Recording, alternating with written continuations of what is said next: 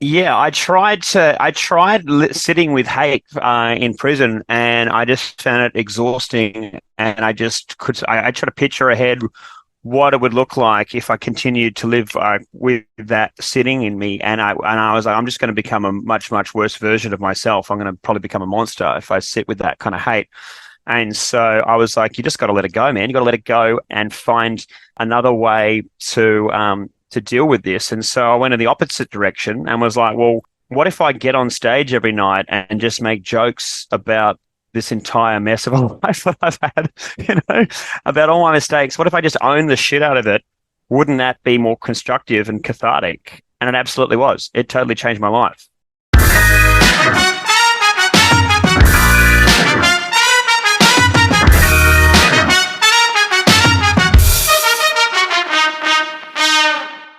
Welcome to the Funny in Failure podcast, a podcast that celebrates failure and shines the light on the emotional side of comedy. With yours truly, Michael Kahan. Welcome, welcome, welcome. Today's chat is wild. This could be the feel-good chat of the year. It's incredible and inspiring to hear about how Andrew overcame his battle with drugs as well as drug dealing, which ultimately led him to serve a stint in prison. Since then, he's made profound changes in his life, including the pursuit of comedy. You don't hear too many refreshing and honest stories quite like this. Andrew is an inspiration. He's a great advocate for change and realizing potential. I recommend the video in this one. Andrew lights up when he's talking about comedy and his passions. It is wonderful and contagious to see.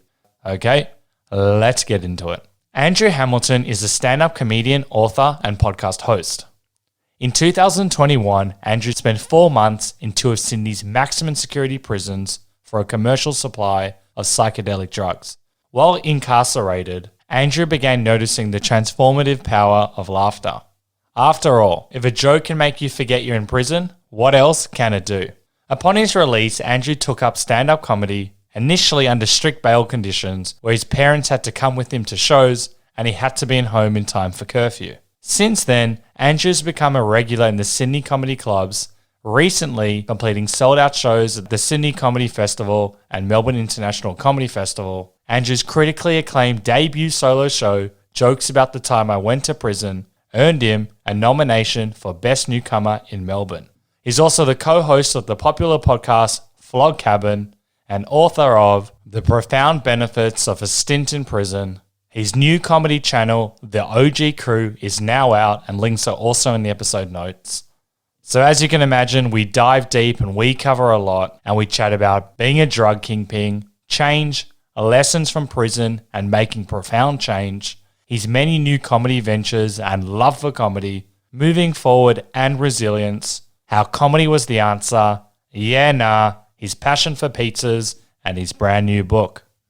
Before we get into this epic chat, in case you aren't aware, the videos are now available on YouTube under Michael Kahan. That's Kahan with a K, unless you're listening to it already. I'll still be posting snippets of these chats on Instagram under Funny and Failure, so check them out if you want to stay in the loop for upcoming episodes, or you want to ask a guest a question. I'd also love it if you would share the podcast or share your takeaways from the chat. It really motivates me, helps the podcast grow, and ensures I can lock in amazing guests like this one. And just as a final reminder, the podcast comes out at 3:30 Melbourne, Australian time, with the full video of the podcast to be released the following day. Okay, cool. Thank you. Let's get into it.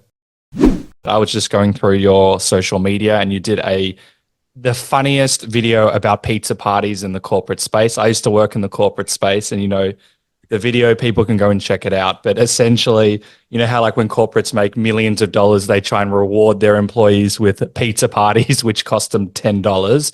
So funny. I'd love to know about that. But also you got into the pizza space. So tell me about dog pizzas and how you got into it. Well, I can't take any of the credit for that video. That was my partner that's also in those shoots with me, Alex Milinkovic, wrote that one, and it was brilliant. Nice. And the sad thing is, like, a lot of the time we just try and amplify like things for satire, but that one the satire is unfortunately real, you know.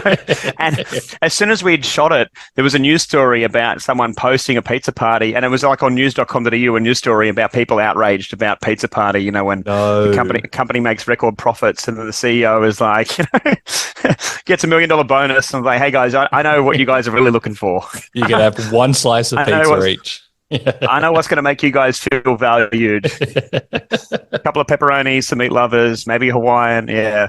But yeah, I used to own a pizza shop in King's Cross in Sydney called Brooklyn Crispy, which was kind of like a thin and crispy style gourmet pizza store. And I had 2 dogs at the time, and my ex used to always take them to get puppuccinos, which is like a cappuccino for a dog, unique in Surrey Hills, right? And so when I opened the pizza store, I was like, okay, well, what can we do for dogs? Because I'm such a dog lover. And so I got my chef to invent like a nutritionally approved pizza for dogs. So we had 3 different versions. We had one with kangaroo bacon, we had one with chicken breast, and we had a vegetarian one. And so they were just kind of like smaller pizzas. I think they were like 9-inch pizzas. And they were just like a treat for dogs that were okay for their diet. And so we would find that where we was based in King's Cross, Potts Point, it's a very big gay community that don't have kids, but they have dogs, and they treat them, they spoil them like children. So you know, that's amazing. We had so many dog birthday parties at the restaurant, which was crazy, you know, and people would spend at the actual place at the restaurant. That's amazing. Yeah. So, like, we had a big outdoor dining area, which was fine because everyone could be spaced out. You don't really want to have dogs inside. It's not good for can imagine. For you know health and safety. Yeah, health and safety and all that kind of stuff. So we had them outside, but people would spend more on the dog pizza menu than the human menu. So. Wow. Would you ever? We'll get into the whole story around it, but would you ever bring it back? Look, I think to bring back a restaurant, I would have to be very rich, because I think you need to have a very large financial runway just to get it running properly. I think you need to be able to run at a loss for like maybe 2 or 3 years before you become profitable, really. That's with a crazy. restaurant. Yeah. So I think that anyone I see who's running a profitable restaurant, I'm like, they must have drug money behind them or something. Like, what's going on here? You know, there has to be a criminal shops. Front. Yeah. So, yeah, that was my experience of it. It's tough, and you know, it's stressful. Like a rainy weekend completely fucks your profits for the entire week. You know, anything like that. You need to have the restaurant full most of the time just to be able to be profitable. So it's a rough business. The margins are so tight. Is it also, you know, you're talking about the clientele and the weather as well, but is it also, you know, you mentioned the 2 years, is it also trying to get all your systems in place and figure out costs, or is it purely we need this amount of people and it's not really that attainable at the start? It's both those. Yeah, it's calibrating your system so that you can be as profitable as possible, but then it's also just having enough awareness in the market so that people seek you out and that they're regulars, and that so that the restaurant's always full. Did you enjoy working there? I loved it. I didn't really have to do much work. I would just walk around and just make, you know, like the fat guy, you know, the fat Italian pizza store owner, just walking around like, hey, you guys having a good time? Hey, you know. Try the pepperoni, that kind of stuff. And so it was dangerous for me because I would just walk around and we had beer taps. And it was like my first time having my own beer taps. So I was just sitting there pouring myself beers and eating my own pizzas every day. And so I got very fat very quickly. I love that. It reminds me of Gordon Ramsay.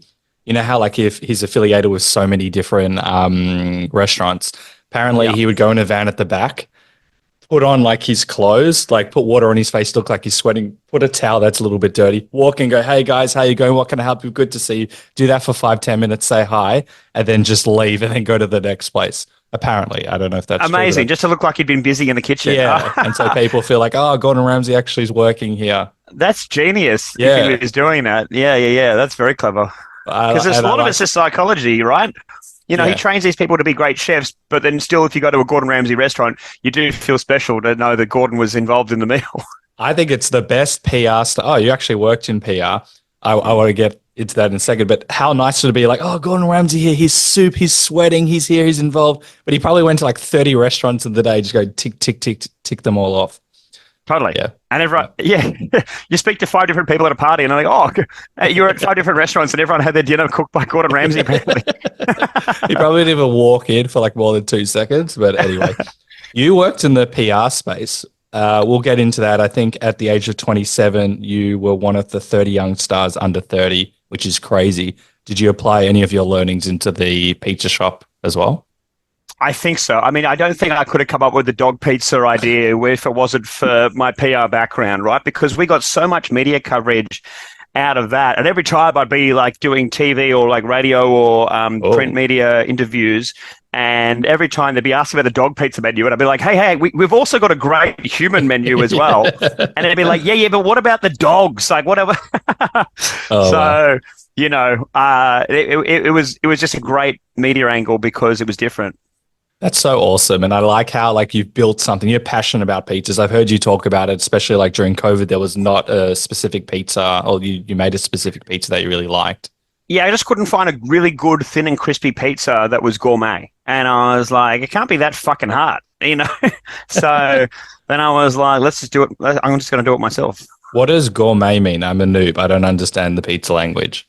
Well, I mean, when you're just getting a Domino's pizza, right, and it's just low quality meats, this is high quality cheese. We were smoking all of our meats, so like a lot of love and care goes into Cool. into everything like that. Even like our ham and pineapple was like smoked ham, and instead of just chunks of pineapple, we had like shaved salted pineapple, and so we try to approach every pizza with like, what's the pimp version of this? What's the way to create the best version of this if you wanted to have a meat lovers pepperoni? So I had a rule with the pepperoni because I hate, one of my pet peeves has always been when you order a pepperoni pizza and it's and they tight ass you with the pep coverage. You know, There's nothing more annoying than having a slice of pepperoni pizza with one slice of pepperoni on it. So we had a rule. I feel your pain. So we had a rule that every pizza had to have 23 slices of pepperoni on every pizza, and so they had to be covered. Well, I don't really have pizzas because obviously my body is a temple. I'm in immaculate shape. Sure, I can see it. Yeah, thank you. I appreciate it. But I had a pizza yesterday. And they gave me like one of the small prawns. They're like shrimps, and there's like 1 or 2 on each pizza. I'm like, what are you guys doing? This is unjust. I will fight this to the grave. It's not acceptable. Exactly right. And so that you can tell when there's no love put into making a pizza. I had in the kitchen, the philosophy that I gave to the whole team was make every pizza like you're making it for your best mate. And if that is how you approach the pizzas, then I think that comes out when people eat it. Right. So, yeah, it was going well up until it wasn't going well. I think that's so nice to hear, bringing love into pizza. A lot of like food places are just empty and cold. And I love your philosophy. That's amazing. You mentioned, it wasn't going well. What happened? Well, the whole time I was working in PR and the whole time I was running the restaurant, I was also moonlighting as a drug dealer. I had kind of I'd fallen in love with magic mushrooms when I was in my early 20s in Thailand, and came home and told my mate how good they were, and he started researching how to grow mushrooms. And over the course of many years, it escalated to us selling magic mushroom capsules, and that became a very big business. I became probably one of the biggest magic mushroom dealers and suppliers in Sydney, and that kind of broadened out over the course of many years to me selling acid, MDMA, ketamine, cocaine. And so I was a mess. I was doing a lot of cocaine myself, and trying to make this restaurant run while also just like not sleeping because I was just doing so much coke every day. And then I eventually, after a good long 15-year run, got raided by the cops at my place in Surrey Hills, and they smashed through the door and caught me and locked me up, and I got refused bail and sent to prison. And so then I was in remand, which is like unsentenced prison, and I was in Parklea Prison and Long Bay Jail in Sydney for 4 months before I eventually got bail to my parents' place where I was under house arrest. So it was a bit of a roller coaster. Yeah, a bit. Yeah. You have an incredible story, which we'll dive into. We're going to go point by point because I know you've had to like give like a blurb every time you talk about it. I'll try and make it as exciting. Wow. I want to go back to the drugs. Did people around you know what was going on? Because you mentioned you developed a bit of a habit. I think you're also drinking a lot and was gambling a lot. Could people in your life see what was going on? I think probably like most of my friends would have known because a lot of them were involved in doing drinking and drugs with me. But when you're living that same lifestyle, you don't see it as being a massive problem. And then I guess for my family, it was probably harder for them to tell. It might have just looked like I was partying a bit too hard, but they didn't really have any sense of what the scale of what was going on. So yeah, but it was going on for a very long time. But it just towards the end, it got increasingly worse because I was just doing so much drugs myself. I've heard you, and we'll talk about your life in prison, but I've heard you describe it almost as you being grateful for potentially the opportunity given where your life was heading. Totally. It was. I mean, it didn't feel like that at the time. Your first day, when you get your house raided, you're not sitting there with the cops being like, you know what? This might be the thing I needed. No, you're like, what the fuck has happened? So, it wasn't until I was locked up and I'd been in there for a few days and I had a phone call with my parents and they'd heard what had happened and they said, Andrew, prison might be the best thing that's happens to you. And, I think even though it's not the thing you want to hear, there was a part of me that was like, maybe they're right. And it was like rehab for me. I spent 4 months off drugs and not drinking and away from gambling. And that kind of rewired my brain in a massive way that I've been able to continue on with since. But yeah, I think there's a lot of guys for which prison doesn't benefit them. But for me, it definitely did. It changed my life in a positive way. And was it hard for you to hear that from your parents? I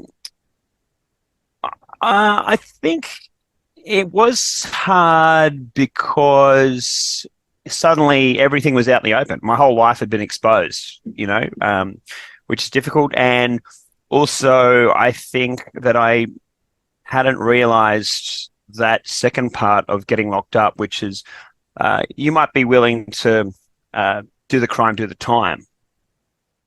But which is the mentality I had, which was I don't give a shit about this because if I get pinched, it's been worth it. But I hadn't really fully appreciated the impact that it has on your friends and family, right? I hadn't thought about that, and it did hit them hard, and that was when that was quite a sobering thing for me to realize how selfish I had been. And so, yeah, that was another one of the driving forces for me to want to change. That's so fascinating to hear about, your journey there and what you've learned. But what was the rehab like? Doing drugs for a while. Obviously, I think you were earning a lot of money. Lifestyle completely different. I think you're at maximum prison at one stage. Correct me if I'm wrong. How did you kind of get over that? Because that would have been very hard. I assume it was just cold turkey, straight off the drugs. That would have been hard, probably mentally, physically, all the above. I mean, when I got arrested, I'd been on like a coke bender for like 3 days, so I hadn't slept. So the first few days that I was in lockup and then in prison, I just tried to sleep it off. Right, I just tried to sleep. But once I slept it off and recovered, I didn't really have too much withdrawals in the same way you would have from perhaps ice or particularly heroin. Right, yep. So I found that once I was good, I was fine, and then the first 2 weeks the whole time I was in jail, I was in maximum security prison in remand. So basically, when you get arrested, when you're in remand, there is a period where you get given a classification based on your charges. Yep. And because mine were large commercial drug supply, that makes you an class A classification, which is the most serious. So you spend your time in remand with guys that are in there for murder, kidnapping, whatever. Everything. Sure. You're in there with the worst of the worst. And so, I was there. But the first 2 weeks while I was in there in quarantine, in COVID, for COVID, and that was the worst part because you were just stuck in your cell for 23 and a half hours a day. You had to shit in front of your cellmates. Had no TV or books for the first 10 days. So Whoa. you got nothing to distract you. You're just sitting in a cell with white walls, just doing nothing, just trying to not think about your mistakes. But that's the only place your head keeps going. So you keep trying to just fucking think of anything. So I would just stand at my cell door and just watch guys walking around out in the prison wing, or like look out the window at fucking a bird, nothing, just anything to just try and just get you out of your own head. But that was the toughest part. And then once I got past quarantine and got put into a mainstream prison wing, while it was like pretty chaotic and had a kind of a sense of danger to it, at least I was like, at least it's distracting. At least I've got stuff to do, exercise, read books. I had a TV by that stage. So by that stage, I was like, this is way better than quarantine, even if I do run the risk of getting bashed. So, I found being in these wings in prison, guys treated me great. They thought it was hilarious that I was in there for magic mushrooms and acid. And so, they're like, what are you doing in here, mate? You don't belong here. So that was... So I was a laughing. You can see why I got into comedy. I was a laughing stock of the prison yard, and so then I worked in your favor. Yeah, and I found just by like walking around in the sun each day, exercising, I just my head just became healthier. My mental health got better and better and better, and I was like, "Fuck, man, this has been really good for me." You don't hear too many stories, and I'm sure you've got a wide perspective of not only you, but other people about like the rehab and rehabilitation, because most people don't really have the same experience as you. But in that moment in quarantine for those, how long, was that really confronting? This is where I am. What am I going to do? Like, how was it just you had the 10 days to look forward to? That would be super confronting. Did you learn a lot about yourself, or you didn't even want to think about it, just one day at a time? Yeah, I think I did just try to take it one day at a time. I did learn just about just trying to put all these negative feelings I had in my head into a box. I was just trying to avoid it because it wasn't. It was just so easy to go to the negative in there, and I was just trying to avoid that. So, yeah, I just started trying to find anything at all to distract me, and that's why I was so glad on like the fourth day in quarantine, I got a pencil and some paper and some Sudoku puzzles. And I didn't know how to do a Sudoku puzzle, but I taught myself, and because I had so much fucking time. And so I was like, well, the longer this takes me to figure this out, the more time I'm not in my own head thinking about how the fuck did I end up in here, right? So I would just sit there and like just mathematically go through it, crunching it, erasing, and then I started writing prison food reviews of all my lunches and dinners, because I was like, this is because I love food, obviously. I owned a restaurant, and so I was like, what's something I can do to entertain myself? What's funny? And I thought the idea of someone sitting in prison reviewing the lunch and dinner meals and then debating them with my cellmate was quite a funny idea. So yeah, I love it. I'd sit there and just be like, oh, this sandwich is a bit dry. I don't know about this one. It just feels like it was made with no love. I'm going to give it this is a 5.1, and so I'd just be sitting there and he'd be like, 5.1, brother. No, that's too high. No, that's a 4.2 to me. It's a way to distract and have conversation. That would have been funny. Were you trolling people as well, like deliberately bumping them up as well? What, the foods? Yeah. Like it should have been a 3, but you gave it a 5. No, I try to be honest with it, but sometimes I did like anger my cellmate by like just giving scores that I thought were fine, because I'm like, it's prison. Like, what do you expect the food to be? I would still give it a reasonable score. And some of these guys, they're too picky. I'm like, man, beggars can't be choosers. We're literally beggars in here. We've got to eat what we're served. So I found the food generally to be fine. There's a lot of guys who go to jail and whinge about the food. Shut the fuck up. I thought it was fine. I like that perspective. I also heard in Orange is the New Black, and I am Jewish, but I am shocked to hear this, that a lot of people opt for kosher food because it's meant to be better. I am shocked to hear that. I have heard that rumor as well. I didn't do it myself, but I had heard that. I think I heard that in Sydney jails or New South Wales jails, you can get the kosher, but it costs you money. Like it costs you like an extra 10 or $20 a week out of your Wow. out of your prison account. So I don't know for certain, but I do know that there were people discuss that for some reason it was better food.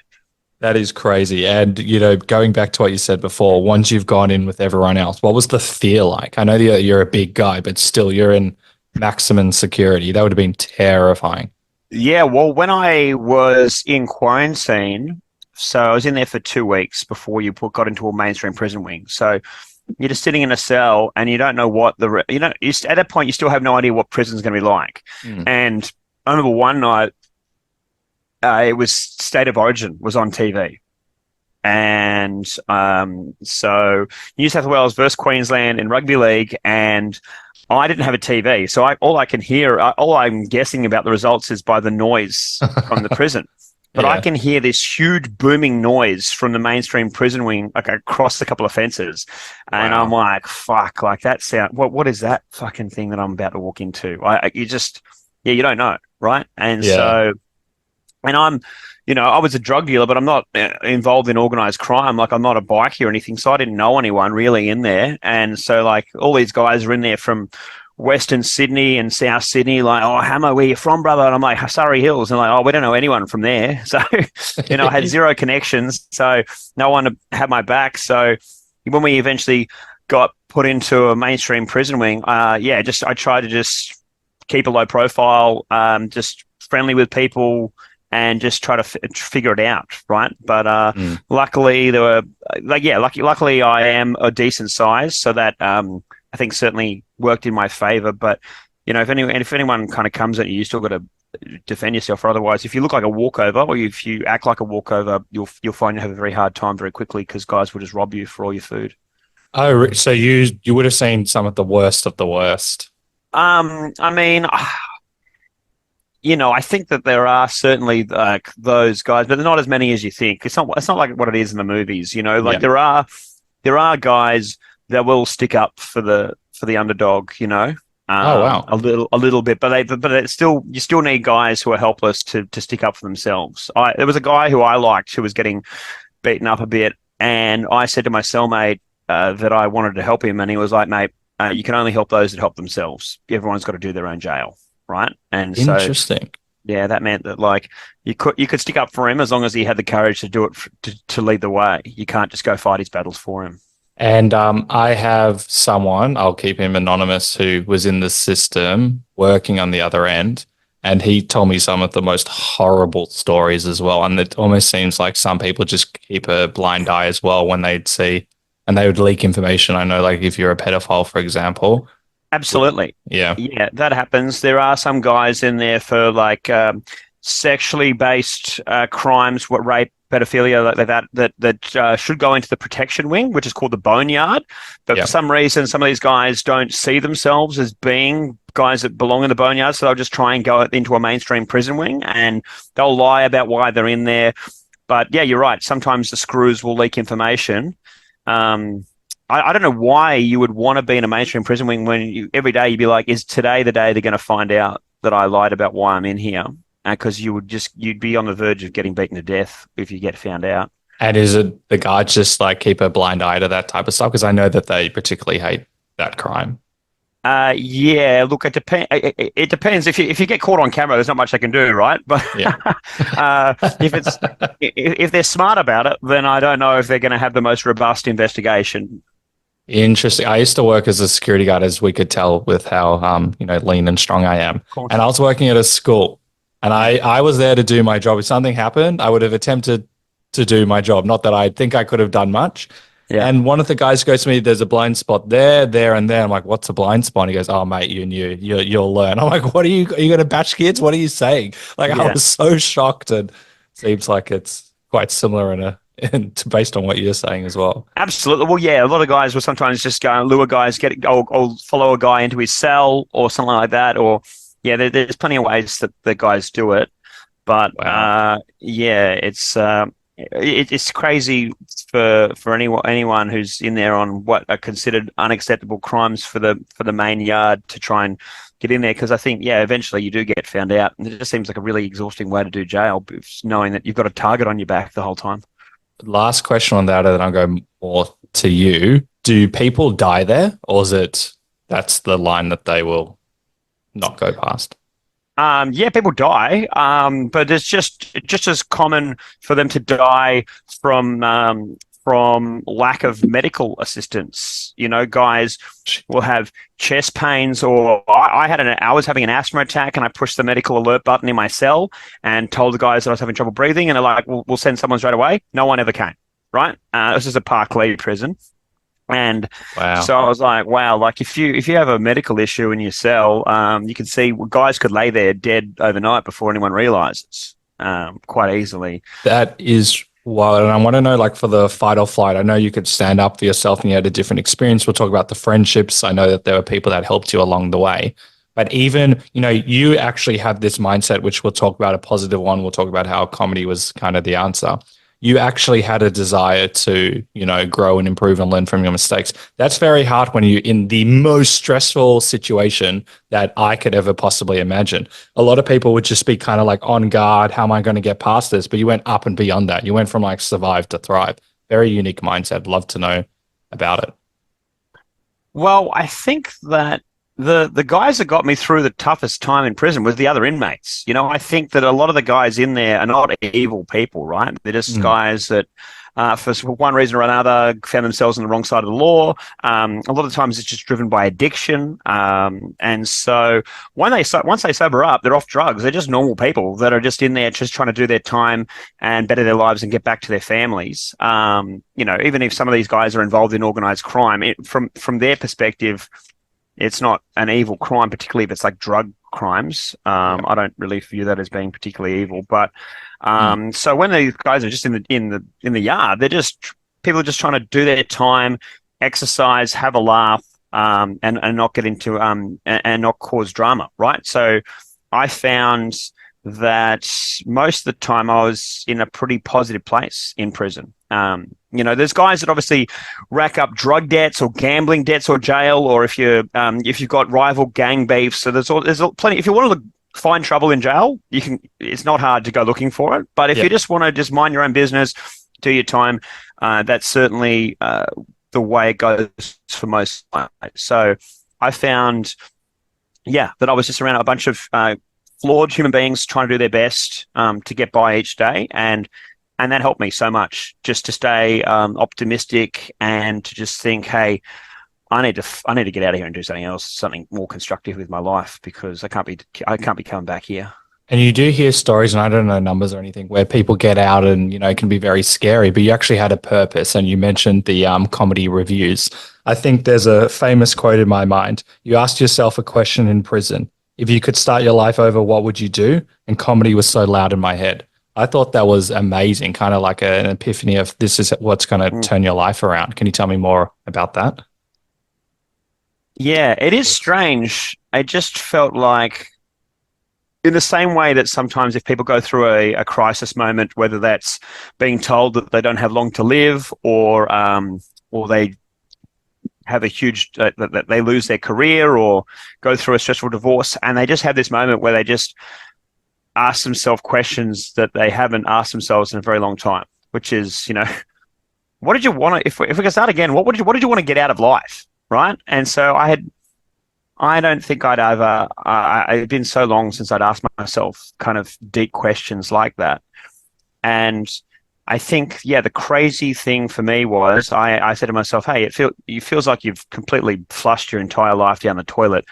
If you could have a redo, if we could just be like, let's start again, clean slate, what would I do? And I think it just, it says a lot that the only answer in my head was stand up. There was nothing else even close. It was just boom, stand up. And I thought, well, if that's the only answer, why is that sitting there? And also, like, if that's the only answer, that makes things pretty simple. For people watching the video, you're like smiling, you're like energized, and obviously it's very traumatic. But you've learned so much and grown, and we talked about how you're essentially grateful for it. not many people would want to like talk about it, but you've got this inspiring nature about you, and it's like so like contagious and inspiring. I think it's really cool. And each and you're just like smiling. I think it's such a great story. You don't hear stories like this, but also then to go to comedy as well. You're earning a shitload of money, and now comedy. I spoke to your co-host Dan Muggleton. It's there, and he's hilarious. Very hard to make a living here. To go, out of the system to then pursue comedy. I know your career blew up much quicker than pretty much anyone I've ever spoken to. But that would also be quite scary, knowing the money you had to the money, I assume. Yeah, I mean, it seems on paper like that would be a bigger thing than it is. But the thing is, because I was making so much money from drugs and I was just spending it on the dumbest shit, it broke my entire sense of money, right? Because I would spend $2,000 on a bottle of Burgundy at a restaurant, or like I'd go out to dinner and have like a bottles of Cristal, like I absolutely did not need, and they don't taste that much better than like a fucking $100 bottle of champagne. So, Yeah. The thing is, when I had money, it didn't really do anything great for me. I didn't become a better person. My life wasn't really less stressful because I had money. Maybe that's because I really wasn't very good at doing anything sensible with it. They say, what, a fool and his money is soon parted. That was definitely me. So now, the money thing, I'm not making a huge amount of money. I live with my parents, but I get to travel around the country doing stand-up, and I love it. I love every day of my life, and I really like the version of myself that I am and that I continue to become. So that is far more fulfilling to me than making some extra cash. Do you know, I know you've probably had to say this a fair bit, but do you know how like awesome it is? Because we all love like an underdog story and learning from mistakes, but to go from, that extreme to, adding, and to me the power of laughter that's why I do this podcast, that's why I do everything. It has such a profound impact on one's life. Like, are you able to kind of put into perspective and see like your story not only impacts positively you but other people as well? I do. I mean, it doesn't sit well with me when people message me and tell me that they find me inspiring, because I'm just some dumbass ex-con drug dealer, But I do get messages. But I do get messages from people that have either read my book or that have seen me do comedy. And there was one that really resonated with me a little while ago. There was a guy who told me that he had done jail time, and he got out, and he never spoke about it, and he just got a regular job as a tradie, and no one knew, like no one in his circles other than maybe his close family knew that he'd done any prison time.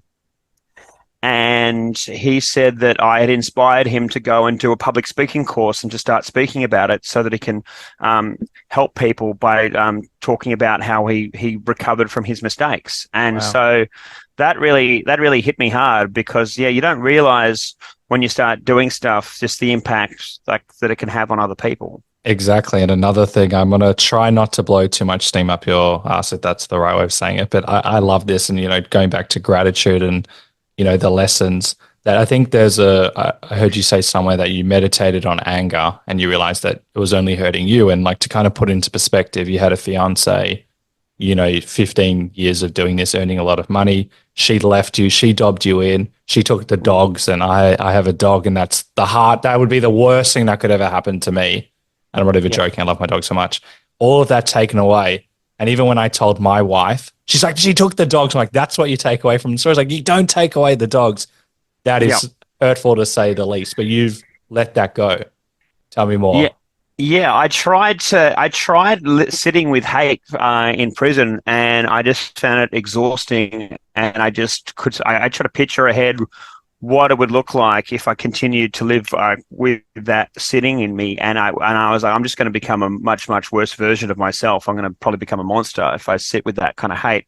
And so I was like, you just got to let it go, man. You got to let it go and find another way to deal with this. And so I went in the opposite direction and was like, well, what if I get on stage every night and just make jokes about this entire mess of a life that I've had, about all my mistakes? What if I just own the shit out of it?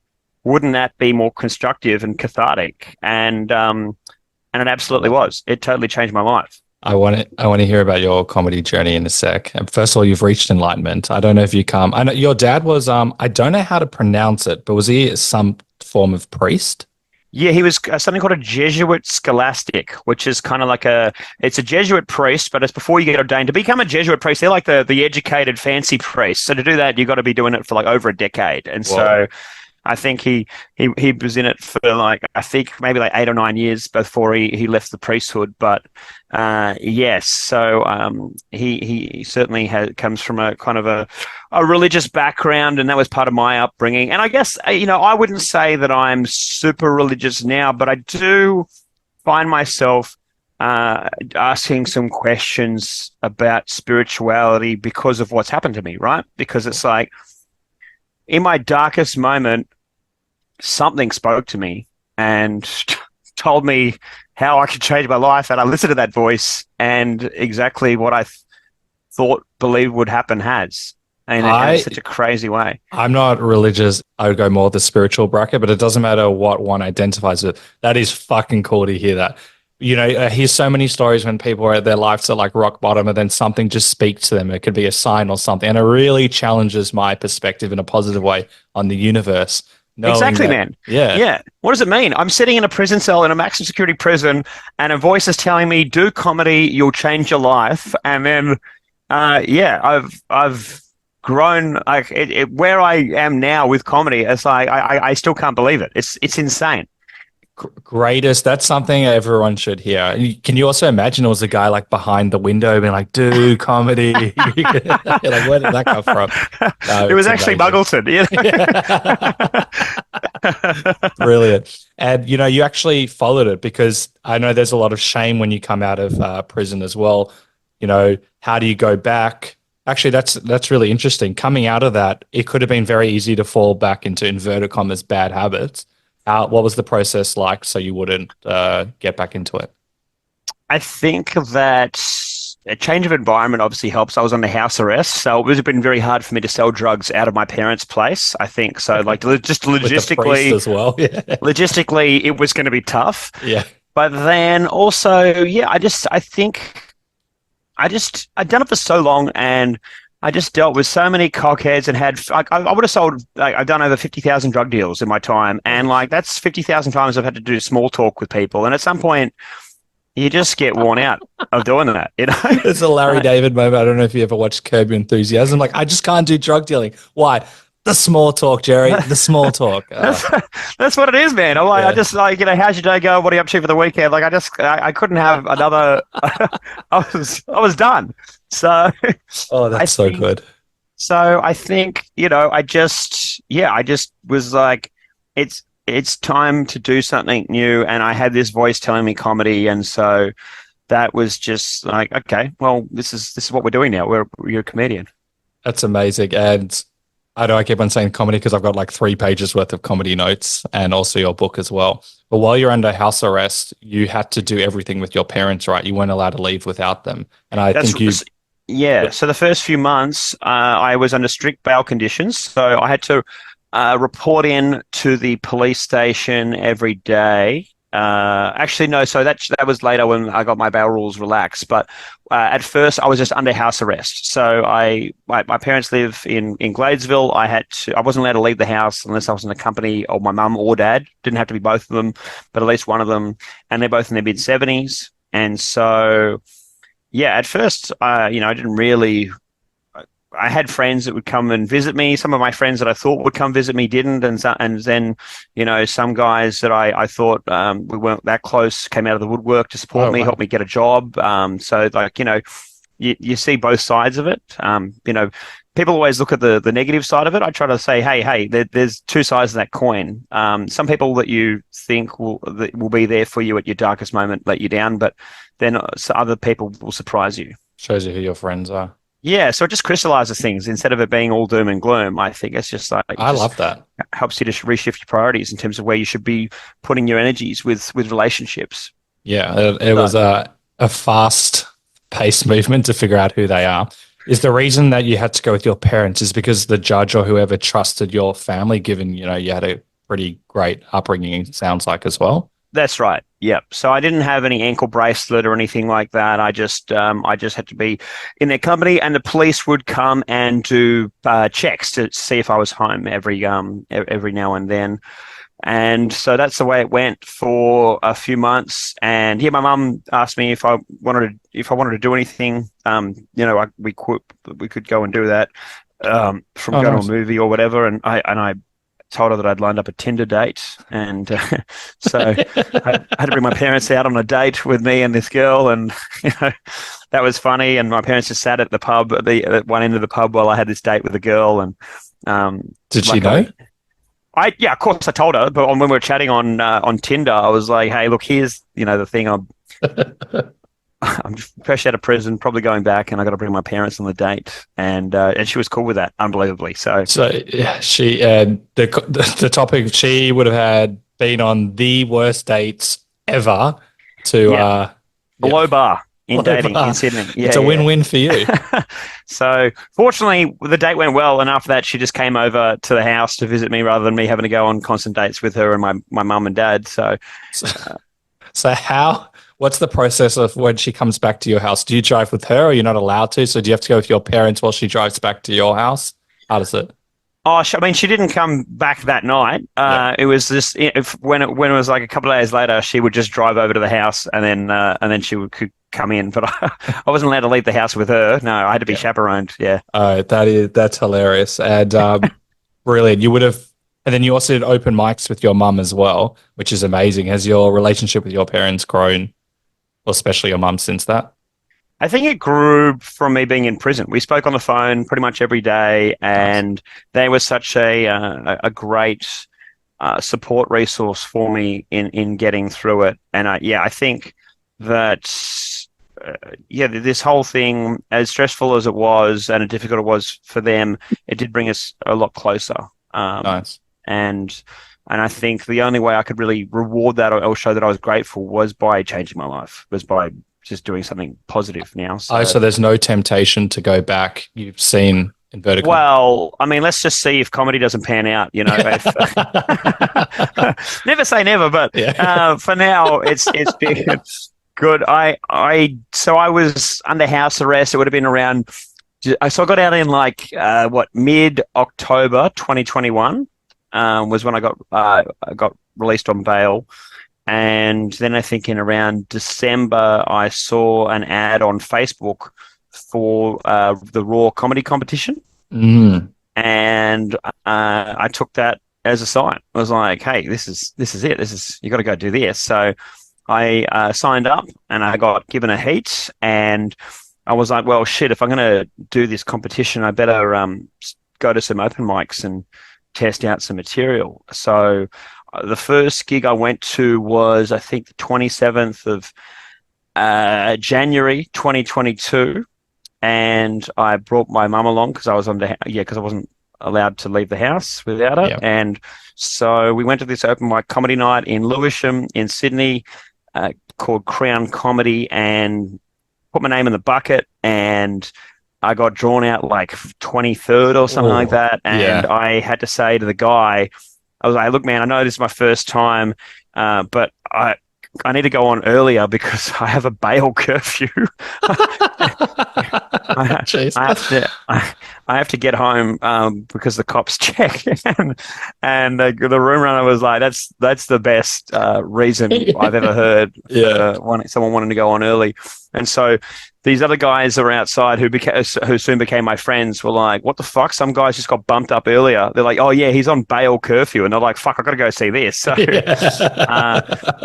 I did my set, and I was so nervous, but I got through it, and I got laughs, and I remember feeling so good from getting the laughs off stuff that I believed in, and so many guys were supportive, said, hey man, like that was awesome, you should keep doing this. And so I did. We soon after went to court, and my lawyer was able to negotiate for me to relax my bail rules so that I could. We mainly positioned it for me to work a job, so I could go to an office and work. But it was mainly for the comedy, to be honest. And so I was then able to leave the house without my parents, but I had to report into the police station every day, and I had a curfew. And so then I was able to start going to open mics, and so and on my own, and started going every night. I was going 5 nights a week, just trying out new stuff That's and amazing. just throwing myself into it. I had this mentality: if I want this to be my career, I've got to treat it like my job now. And so I just did it every night. And I think after I've been doing comedy for like 3 or 4 weeks, I did Raw, and I came second in my heat and got through to the state final. And Can we stop there? That is, people do Raw for a very long time, and you've been doing it for 3 or 4 weeks. Raw yeah, is for yeah, the non-Australian listeners. That's like our top comedy competition. 4 weeks is insane to progress. Great, like you know that better than probably me, but that shows that you are doing very well, especially early. Sorry, yeah, continue. yeah. It went great, and big laughs, a lot of rounds of applause for me, just making fun of my own crimes. And fortunately, the audiences were full of very pro-drug people, which, yep. And so, yeah, went great. And then because I went well at Raw, I was then able to get invited to like a lot better comedy rooms, where I suddenly wasn't just doing open mics to a bunch of guys that are barely listening and also jaded because they haven't done anything in comedy yet, and they're just angry. And so I started doing comedy in front of like actual human beings that want to have a laugh. And then it's like a whole learning curve, because then you're like, oh, okay, I need to write jokes for normal human beings, not other comedians. Oh, interesting. You know, like I think if you just do open mics, and particularly at the early stages, you can get conditioned to just try and do edgelord stuff just to try and get a reaction out of open micers that are not really listening. But You know. that's also for people that don't understand. I've done it before. No one there is listening at all because they're just trying to look at their material. They don't care. They're only there for themselves. Like literally everyone in the audience, 99% of people is a comedian or Yes. potential comedian. So Yep. it's very hard to, thrive in that environment. You're not going to do like crowd work or go out because no one there's really listening. So it's nice that you could like still thrive in an environment like that and also go to other environments as well. Yep. Yep. And once you start doing actual audiences that are listening and up for a laugh, and you're like, oh man, this is what comedy should be. This is great.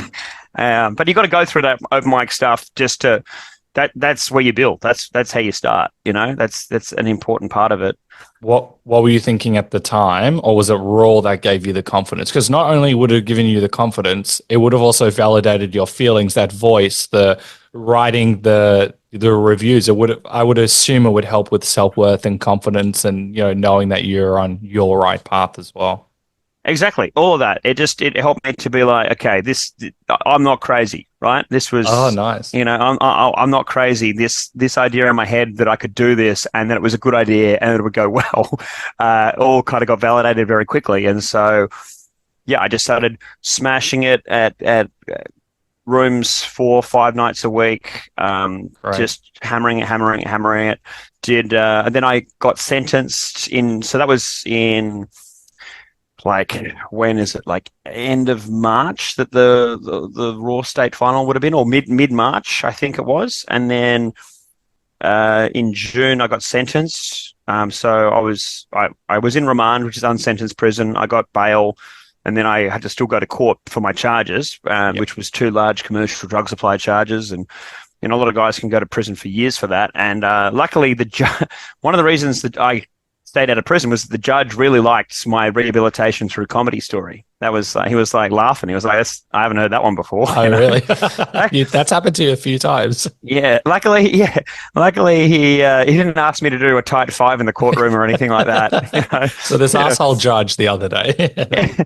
Yeah. Imagine that, bombing in front of a judge, and I got 3 years for that. Mr. Hamilton, that was the worst thing I've ever seen. About another 3 You're getting years. life.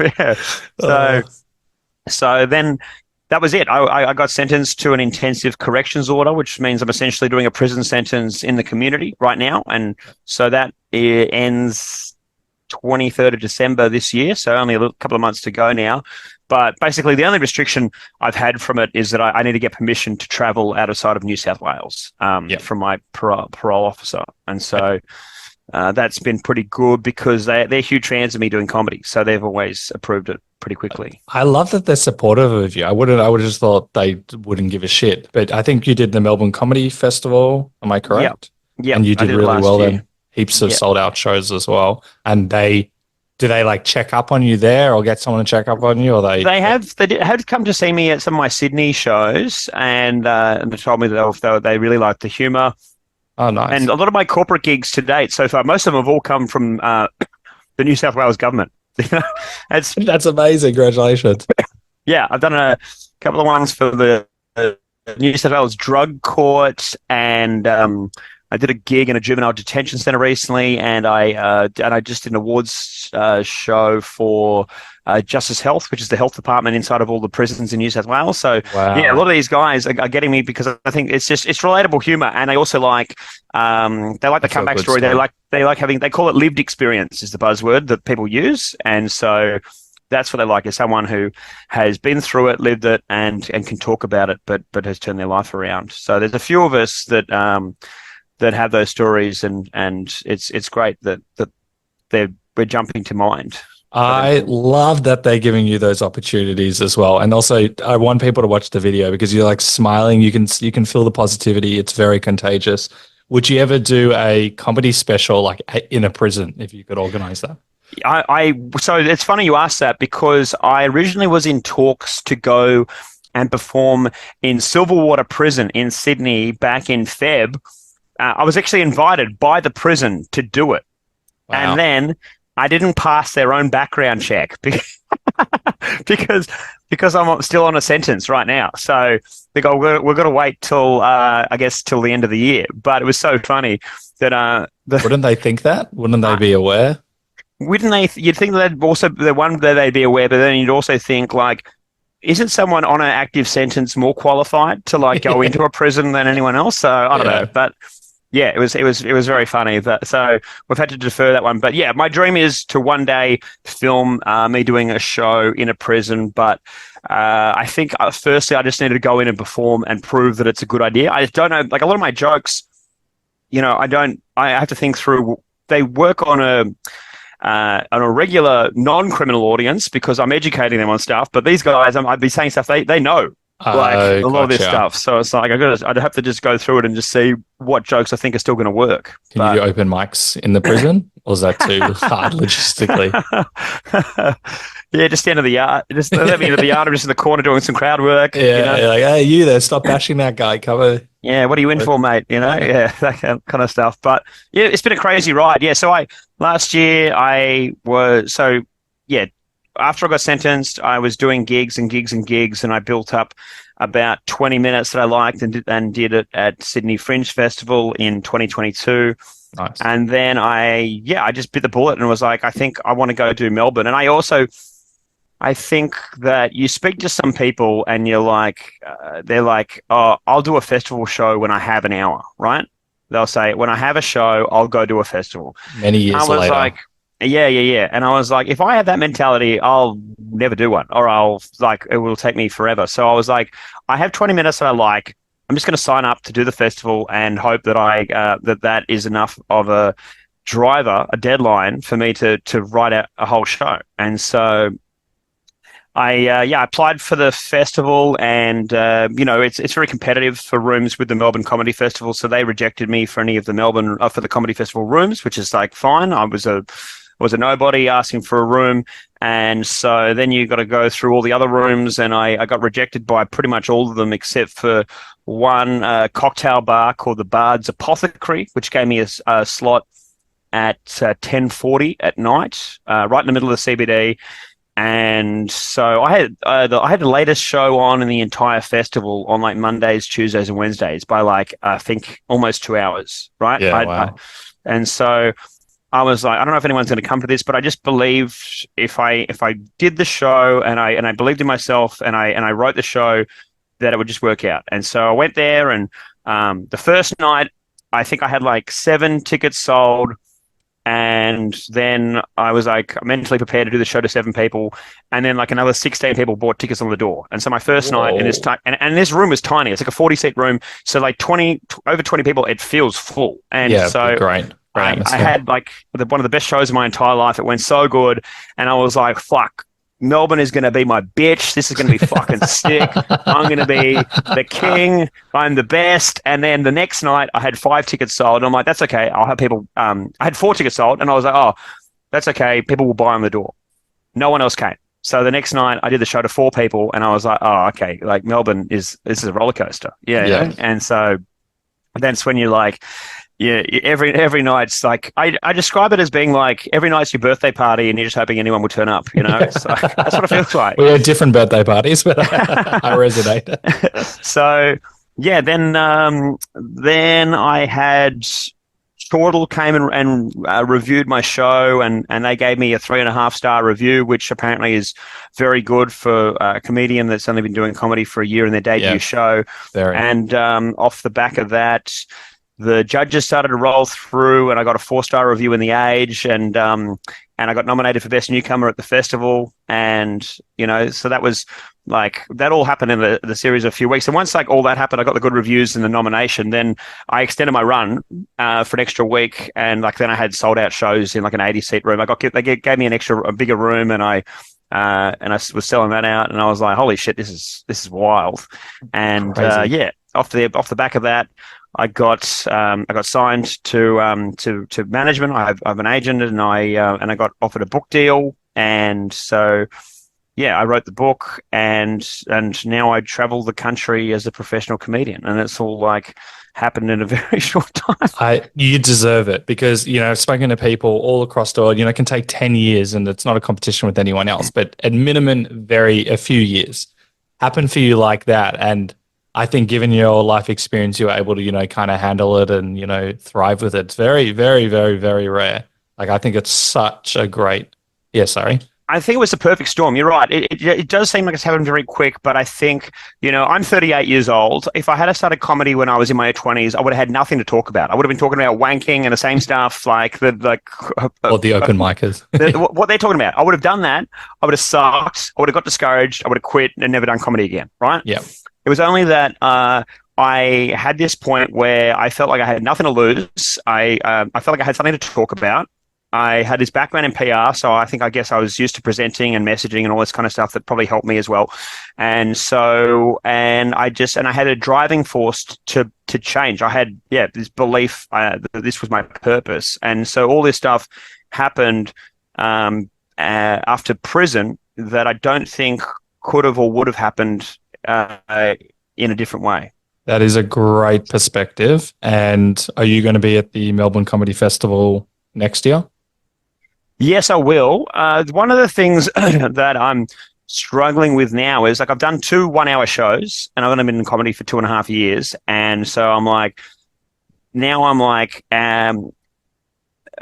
feeling the pressure of consistently coming up with new stuff. And I'm like, I've talked about drugs, I've talked about prison. Now I'm like, what else do I have to talk about? And I don't really know what the answer is. So I'm trying new stuff. I'm doing a couple of work in progress shows at Perth Fringe and Adelaide Fringe. But I think I probably, for Melbourne this year, I'm probably just going to do my prison show again, because it continues to evolve.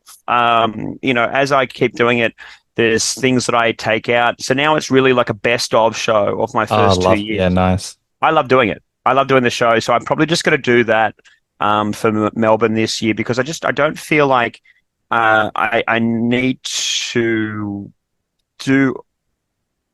I think now, luckily, I'm at a point where things have accelerated so fast. I think I'd rather just do what I want to do, and not force it than try and do a new hour and it not be something that I really believe in. Yeah, nice. You mentioned this year, so you're also doing shows in Melbourne this year as well? Oh, sorry, I meant next year. I'm losing track of what time it is. Yeah, so yes, for next year. So I'll do Melbourne, then I'll hopefully go and do Adelaide. Then I'll hopefully do Edinburgh Fringe and nice. Hopefully some US touring. We're working very hard on a project to get me into America. Oh, yeah, because they've got a pretty strict rules, right? They do, but they do like a comeback story. There is room for a conversation about this stuff. You just got to pitch it, and you just need a very good lawyer. So We'll see what happens. But yeah, it's a lengthy process, a lot of paperwork, and so yeah, we'll see what happens there. That means everyone needs to buy your book right now to afford that lawyer. And your book has the great, and I know you've heard this before, the profound benefits of a string in prison. Of a stint. Stint, sorry. Yeah. That's okay. That's going to be in the episode notes below so people can check it out. What a name as well. Did you come up with the name? Was that the... Yeah, I think that was probably the first thing I wrote was a title, because I just felt like, yeah, prison I was only in there for a short time, but it totally changed my life in such a insane way. To go from drug dealing for 15 years to prison to then stand up is a pretty weird little journey. Yeah. And so, yeah, I wrote the book mainly when I was under house arrest before I started stand up, right? I just kind of wrote it firstly as just telling my story about how we'd gotten to this point. Yep. But then I parked it because I was like, I haven't done anything to redeem myself. There's no ending to this book. And so that was when I parked it, started doing stand up, and then went to Melbourne, and then had some news coverage about my story, and some publishers approached me. And then I was like, well, I've actually already written 70,000 words. Right. 70. You knew how many words? Oh, because they're like Word or... I had in Word. Yeah. I read a book by Stephen King called On Writing, which is a really handy book, but I recommended just trying to write 1,000 words a day, right? Every day. And that's so that's lot. What I do screenwriting. I know it's very different, but holy crap, that's great advice. Yeah, I just wrote 1,000 words a day. Some days I'd come in the morning and pump it out in like 2 hours, and then I'd just leave it. Like if I was on a flow, I'd leave it, because then I'd carry on momentum to the next day. I'd find my brain percolating on it overnight. And even on the days where it was difficult, I could still get 1,000 words out, right? So the fact that it was manageable to be consistent meant that 70 days later, I had 70,000 words on the page. And so that was enough for me to have something sitting there. And then when I had these publishers approach me, I was able to show them that, and they're like, "Oh, this is something." And then they paid me to finish the book. Isn't that so? How did they approach you? Did they hear about you and me see your stand up? Like, what's that conversation like?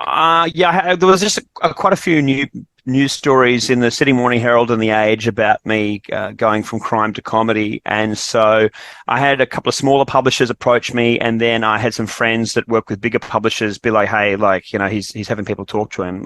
Why don't you have a conversation as well?" And then, and then my management shopped it around to a couple other people, and so there was a few guys interested, and we went with the one who I felt like the most comfortable with. And they helped me to just go through the book and tighten it. And now it's, you know, in bookstores and in airports. And it's very surreal walking. I know, I just saw it in the airport. You know, it's very surreal walking past an airport and seeing my own face there. And it's funny. It's also funny to me wherever they put the book, because like sometimes it's in true crime, sometimes it's in biographies, sometimes it's in nonfiction. And I'm like, you know, it could also go in how-to section, I think, because... You mentioned like the children's section, the fiction section. You should put it there just to say. But sometimes I'll see it at an airport. I'll be like right in the middle of like Obama and David Beckham. And I'm like, right in the middle, I'm like, you know what? Finally, I'm getting the recognition I deserve. I'm with my peers. Yeah, I've taken photos of that before and put it on my Instagram stories. Like, finally, I'm sitting among my peers. Yeah. One great man and Obama.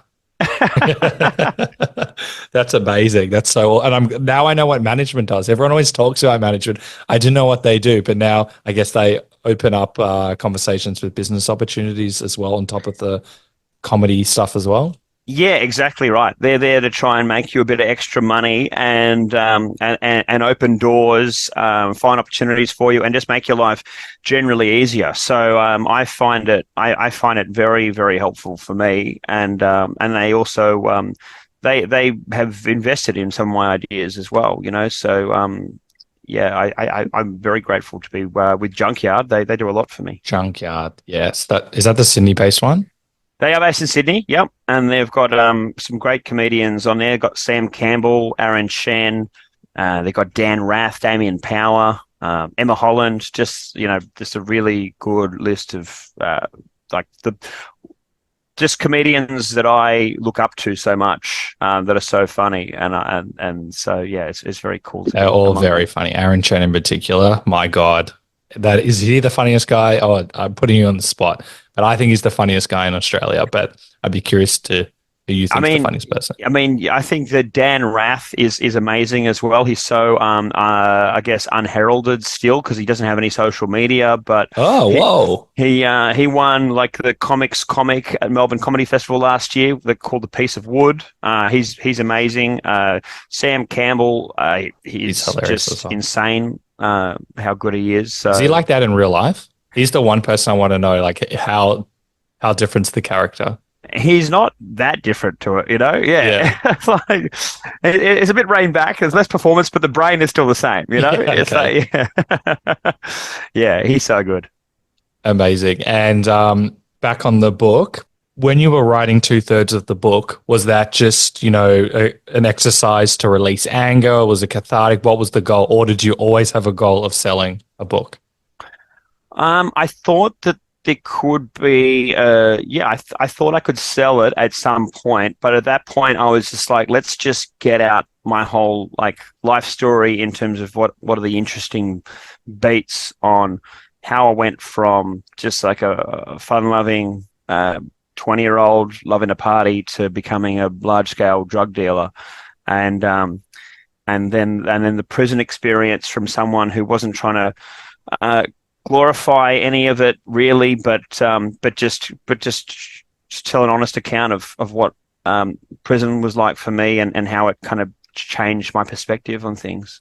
Amazing. And would you ever turn it into a TV show or something like that? I think I definitely would be interested in that. We've had some initial conversations, but with all this kind of stuff, you don't know if it's actually going to pan out into anything. So yeah, we'll see what happens in the future. It could be a movie as well. You could do a lot with it. You can even Yeah, do which Audible series. I know that you spoke I know they do like podcast of like true crime. You could even, there's a lot of options. Anyway, we hope you get a movie and a TV series and yeah, settle yeah, for that. Yeah. yes, absolutely, man. I'll take any of that. So we'll see what happens in the future.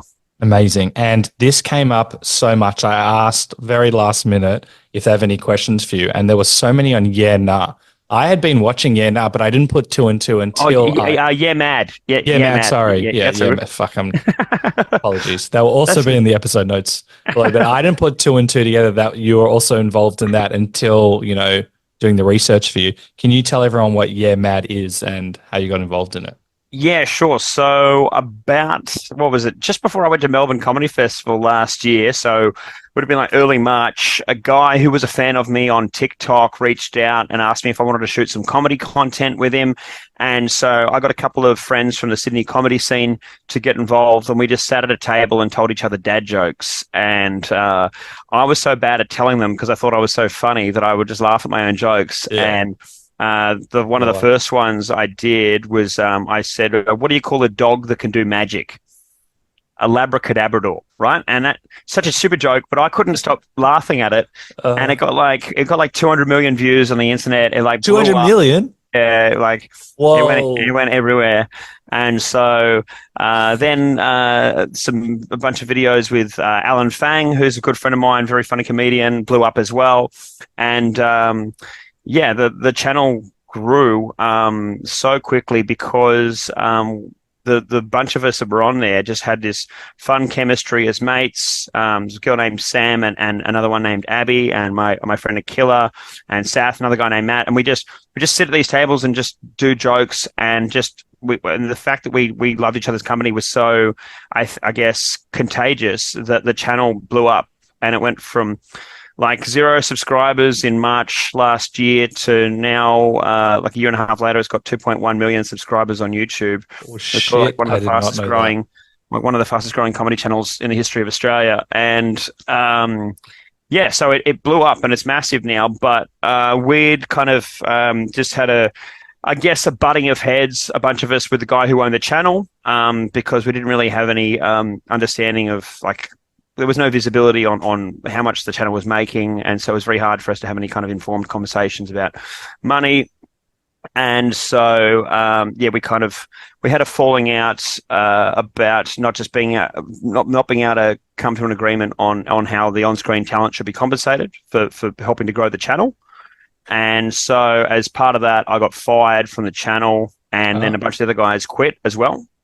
So Alan, Akila, Abby, and Sam all left in April this year after I got fired in February, I think. And so, yeah, we're in the middle of launching a new channel. So we've been working very hard for the last few months on shooting content for that, and it should be launching in about 10 days, I think. It should be, That's very yeah. exciting. So when's this going to come out?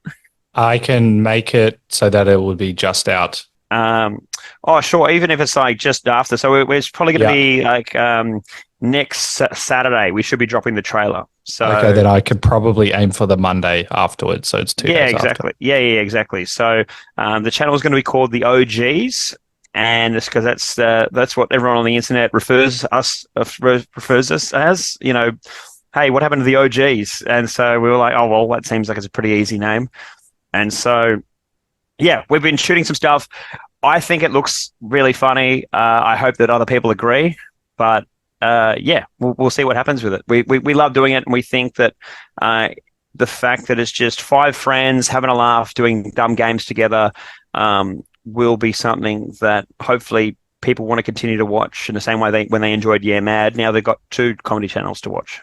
Amazing. And, dive into it as much as you want or don't want to. So is Yeah Mad still happening? Yeah, that's still happening, and they've resupplied their stocks of comedians and talent they've got on there. A bunch of other Sydney comedians that are very talented. Now they've got Pat Doherty, they've got Rory Lowe, who was already part of the channel kind of before. They've got they've got Kirsty Carr and Ian Moo, all very talented guys. So they've stepped in, and those guys are doing great stuff. So just because we couldn't see eye to eye with the guy who created the channel doesn't mean we don't want those guys to be successful and to have that continue to grow, right? It's just we just didn't want to be part of that ourselves. That is extremely rare. You've gone through an experience where you've been fired, you'd be bitter, you'd be annoyed. You obviously feel the person has wronged you, and you're still smiling and talking about it and promoting it. I know it's for the other comedians.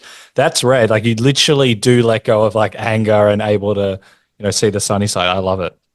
Well, there was a point where we were like, oh, we wanted to like put out like social media posts about like exactly what had happened and all this stuff. But we're like, you know what? It's so draining to get into like a tit for tat. And like, it doesn't really matter at the end of the day. We just want to go on our separate ways and just continue to create fun stuff with our friends. And it was just the idea of just trying to snipe at that channel just was like, it wasn't constructive. It wasn't doing anything good for us. So we're like, let's just leave that. You're a rare human. I love that. That's so awesome to hear. I love that. Okay. We're going to do a rapid fire segment to wrap up the podcast. I won't comment on them because, as you know, I'll derail them and we'll go in 100 different directions. Mm-hmm. Do you have a philosophy on life that you follow? I think it would probably be, and certainly from what's happened to me in the last few years, is no one's coming to save you, right? You got to do it all yourself. I know I said I wouldn't comment, but I love that.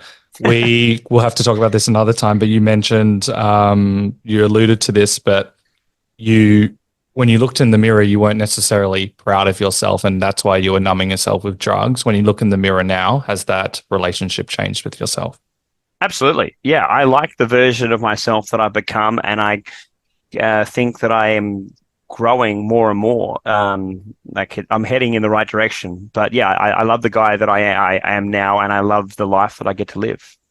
This is why we do funny in failure. This is literally the reason. So, and you've got a contagious energy. What are you most proud of? Oh, besides dog pizzas? Proud of. I think that I guess what I've achieved in the last 2 years, I'm very proud of it because I copped a massive loss, a big L, and I didn't like it. And I was like, well, what are you going to do? You're going to sit here and whinge about it, or are you going to get busy and do something constructive and change your life? And I worked hard, and now, I'm reaping the rewards. Nice. If you could have any superhero power in the world, well, the universe, what would it be and why? It's a good question. Yes, mind reading would be pretty sick, but then I may regret it once you can read people's really sick thoughts. Although I'm not very good at crowd work. I think if I could read people's thoughts, that might make crowd work a lot easier. True. That'd be a good one.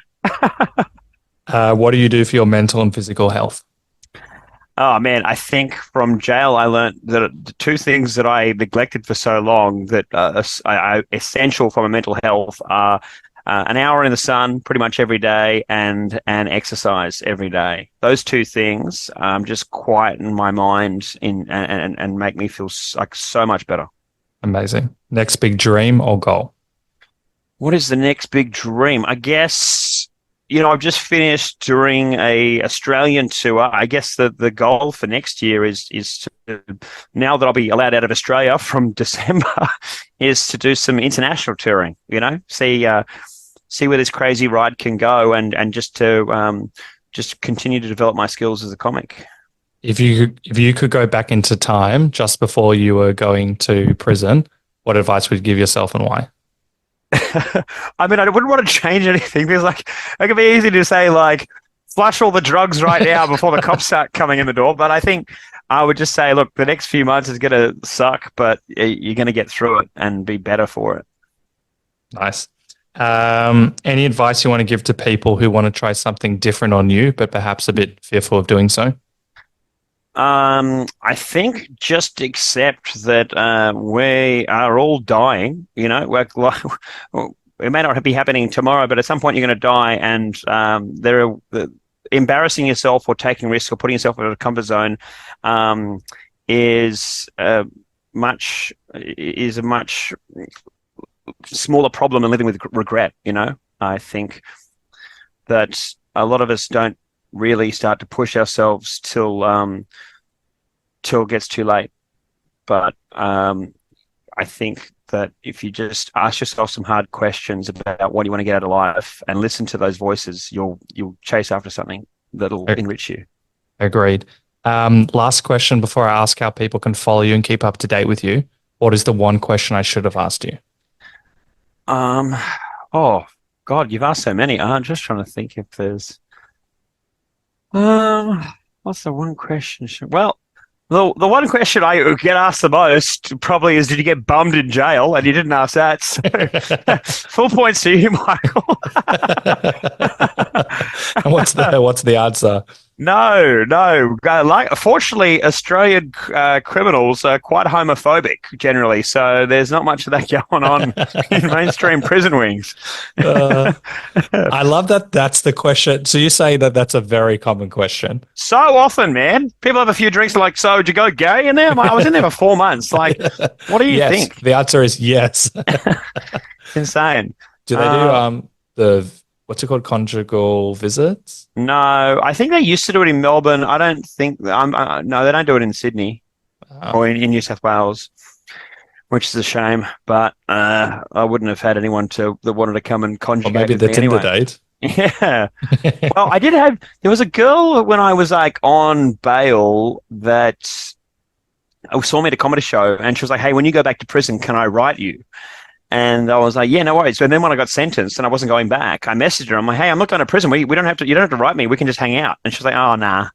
And I was like, she only wanted to. Yeah, she only wanted me if I wasn't available. It's like amazing.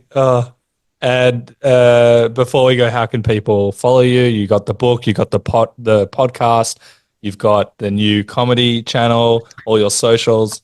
Load them up. Yeah, just look for my stupid head at the airport or a bookstore. It's just me smiling with a microphone and handcuffs on. And my social media, Andrew Hamilton Comedy, on Instagram, TikTok, YouTube.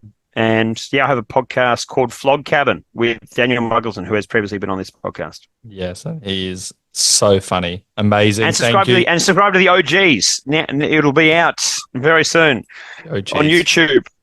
We will find it and it will be there as well. Thank you so much. You are an inspiration, very motivating and inspiring for me. And it's the reason I do the podcast. I love these stories. And more signs you find, send to me because it's challenging my way of life and I love it. Awesome, man. It's been good to chat. I love how Andrew reflects on how he let go of hate, owning where he was at the time and ultimately feeling the emotions and letting it go. I love how he used comedy to channel his anger and frustrations into something positive and good. Often in life, we can be paralyzed by negative emotions. However, as Andrew explains, the only person who loses out is you. So I'll leave you with this epic quote.